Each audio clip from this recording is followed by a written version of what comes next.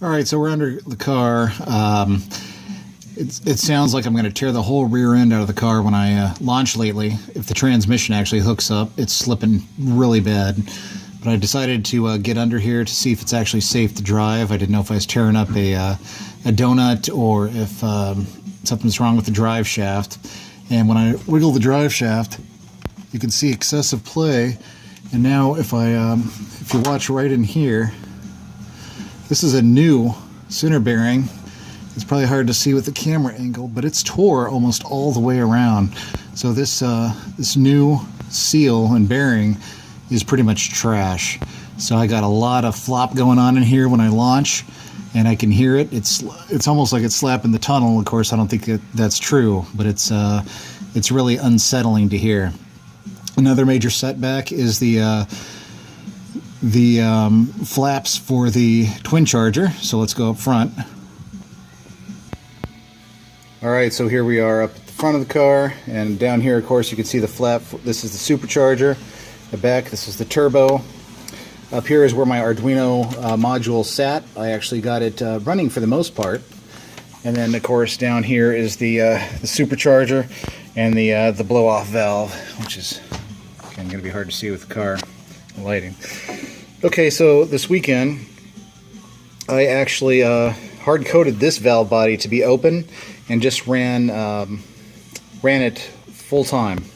And I just wanted to go around the block. It was putting out a lot of pressure, felt great with my hand over the throttle body and without the box on, a lot of pressure. And I just thought it would absolutely tear up my tires. It did not. In fact, it was quite a miserable experience. The car sounded like it was almost choking out, believe it or not. And I think the problem is, as soon as I put the box on, it blew open the turbo throttle body.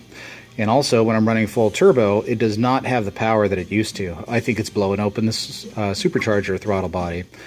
So I think I need to take a step back, maybe revisit my first scenario, which is just blowing directly into the whole set from the supercharger. Of course, that's a lot of fabrication and space, right, to get it to come over.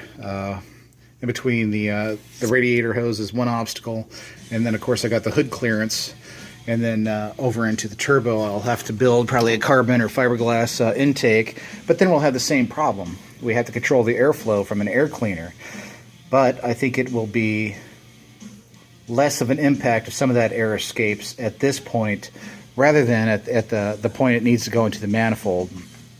So that's on the shelf for now. I need to move forward with the car. I need to get the AC mocked up, and I want to get this torn apart and get it ready for paint and to actually start building a car that I can use every day.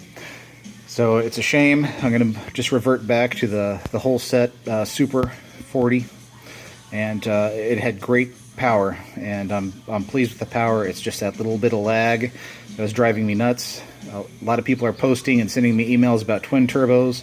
Twin turbos are great. But I have a sunk cost already in this. I'm heavily invested in the twin charger concept, so I'm not going to go back and tear apart my manifold and invest in another turbo, and not at this point.